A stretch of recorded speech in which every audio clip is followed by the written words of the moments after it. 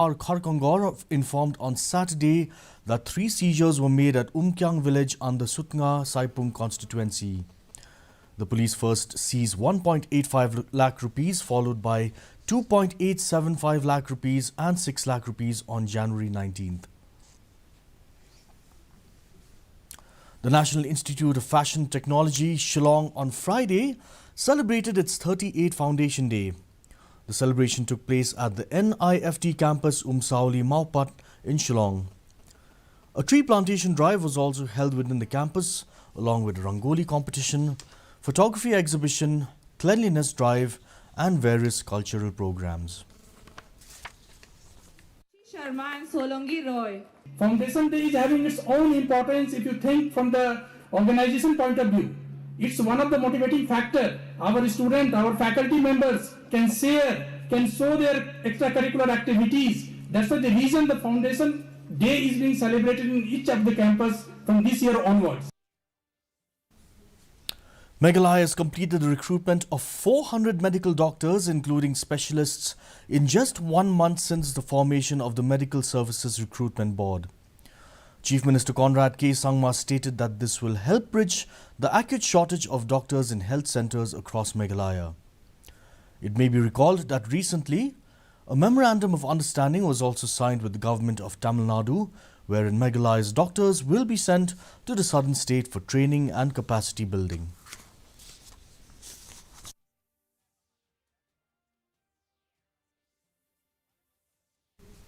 As Meghalaya gears up for the 2023 Assembly elections, a slow but gradual improvement is hoped to be witnessed in terms of women's representation with various political parties and overall political scenario in the state.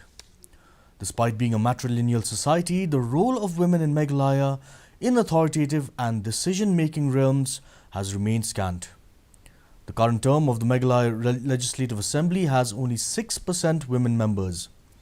And in the 60-member House, only 4 are women legislators. In fact, since the inception of the state, the presence of women representatives in the State Legislative Assembly has been low. But 2023 could tell a different story. Here's a report.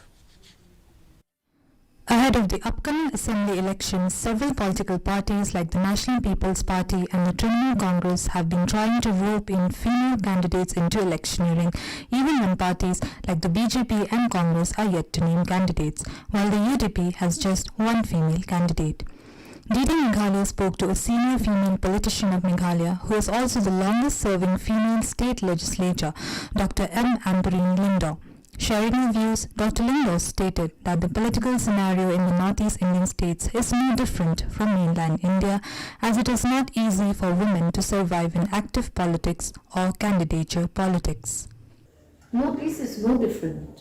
You may say that there are tribal populations across the Northeast India where women occupy more important roles in politics or any other strata of society. One of the few aspiring women candidates from TMC and also the lone female candidate from 17th North Shillong constituency, L. Jiva G. Rinja urges females to come forward for electioneering as she feels the state needs more females to lead the government. That Meghalaya being the matrilineal society, I would request my other female friends and other female who have the capacity to start coming into the public domain, they should come forward. Renowned women's rights activist Angela Rangat, who is also a female independent candidate from Come Political Platform, shares how only females from political families find their way into politics, whereas women from marginalized communities still struggle to even make a start. Comes to sharing of power, especially decision-making power, women in Meghalaya are far behind. And we are a matrilineal within very, very patriarchal structures. RTI activist Agnes Karshing echoes that women's participation should be encouraged not only in politics but more so in the village darbars. She says that politics today is not transparent and has gotten murkier by the day.